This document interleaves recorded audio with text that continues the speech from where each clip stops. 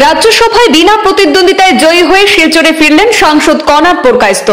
বিজেপির রাজ্যসভা সাংসদের আগমনে কাছাড়ে দলীয় কর্মীদের মধ্যে উচ্ছ্বাসের পরিবেশ। শিলচরে পৌঁছে সংবর্ধনা গ্রহণ করলেন দলীয় কর্মী সমর্থকদের কাছ থেকে।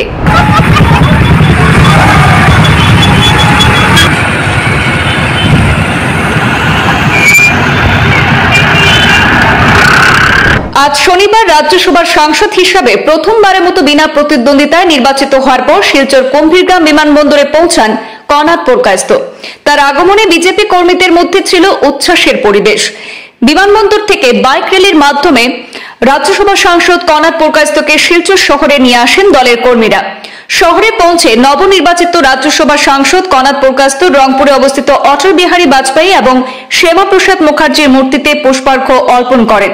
এরপর গান্ধীবাগে শহীদ বেদিতে শ্রদ্ধা নিবেদন করেছেন। পরে তিনি উপস্থিত হন জেলা বিজেপি কার্যালয়ে। সেখানে নবনির্বাচিত রাজ্যসভা সাংসদ কনাদ পুরকায়স্থকে বিপুল সংবর্ধনা প্রদান করেন বিজেপির সমর্থকরা। এদিন সংবাদ মাধ্যমের মুখোমুখি হয়ে কনাদ পুরকায়স্থ প্রধানমন্ত্রী এবং মুখ্যমন্ত্রীর প্রতি কৃতজ্ঞতা প্রকাশ করেন তাকে রাজ্যসভার সাংসদ হিসাবে মনোনীত করার জন্য। তিনি বলেন, বরাক উপত্যকার যোগাযোগ ব্যবস্থার উন্নয়নের জন্য তিনি বিশেষ উদ্যোগ নেবেন। বিশেষ করে মেঘালয় হয়ে চলাচলকারী একমাত্র রুটের দ্রুত সংস্কারে জোর দেওয়া হবে বলে জানিয়েছেন। তিনি আরো বলেন, জনগণের সহযোগিতা এবং আশীর্বাদ যেন সর্বদা তার সঙ্গে থাকে, সেই প্রত্যাশা নিয়ে তিনি জনগণের জন্য সেবা করে যেতে চান। আজকের অনুষ্ঠানে উপস্থিত ছিলেন জেলা বিজেপির সভাপতি রূপম সাহা, বিধায়ক দীপায়ন চক্রবর্তী, বিধায়ক নিহার রঞ্জন দাস, অমিতাভ রায়, যুব মোর্চার সদস্য এবং অন্যান্য দলের নেতাকর্মীরাও। প্রথমবার নির্বাচিত হয়ে শিলচরে উপস্থিত হয়েছেন, এই বিষয়ে আপনি কি বলছেন? দায়িত্ব অনেক বেড়ে গেছে। আগে সংগঠনে কাজ করেছি এবং সেটার পরিধি ছোট ছিল। আজকে যে দায়িত্ব যেটা পেয়েছি রাজ্যসভার সাংসদ হিসেবে, স্বাভাবিকভাবে দায়িত্ব বেড়েছে এবং দলের নেতৃবৃন্দ যে বিশ্বাস নিয়ে এই দায়িত্ব আমার উপরে দিয়েছেন, সেই দায়িত্ব সঠিকভাবে পালন করাই হবে আমার সব থেকে বড় উদ্দেশ্য। আর আগামী দিন আপনি কি কাজ প্রথম হাতে নেবেন? যেমন একটা কথা বলি যে আমাদের এখানে যোগাযোগের জন্য একটা সমস্যা অনেক দিন থেকেই ছিল এবং এখান থেকে আমাদের বরাক উপত্যকা থেকে বাইরে যাওয়ার আমাদের রোড কমিউনিকেশন একমাত্র ছিল, যেটা আমরা ভায়া মেঘালয় আমরা যেতাম। তো অটল বিহারী বাজপেয়ীজির সময় আমাদেরকে ইস্ট ওয়েস্ট করিডোর এখানে দেওয়া হয়েছে।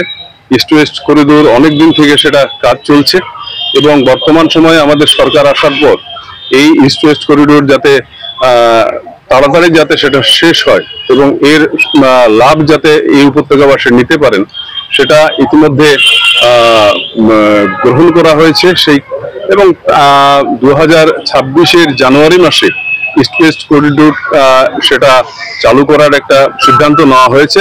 আমার প্রথম দায়িত্ব এবং কাজ এটাই থাকবে যে ইস্ট ওয়েস্ট করিডোর যেটা কাজ যেটা চলছে এবং যেটা ডেডলাইন যেটা দেওয়া হয়েছে 26-এর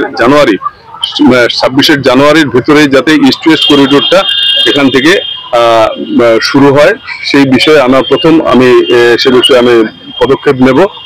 আর দ্বিতীয় হচ্ছে যে আমাদের মাননীয় প্রধানমন্ত্রী ইতিমধ্যে ঘোষণা করেছেন যে বড়াপানি থেকে 5 গ্রাম যে আমাদের গ্রিনফিল্ড এক্সপ্রেস হাইওয়ে যেটা 22,000 কোটি টাকার যেটা তার জন্য স্যাংশন দেওয়া হয়েছে ইতিমধ্যে, সেটার কাজ শুরু করা এবং সেটার কাজ শুরু করে সেটাও যাতে সময় মতো যাতে সেটা শেষ হয়, সেটার দিকে আমার দৃষ্টি থাকবে।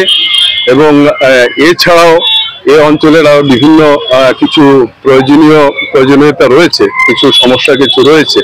তো বিশেষ করে যেমন আমাদের যারা বেকার ছেলেমেয়েরা যারা রয়েছে তাদের জন্য যাতে এই অঞ্চলে ইন্ডাস্ট্রিয়ালাইজেশন করা যায়, ইন্ডাস্ট্রি যাতে এখানে আনা যায়,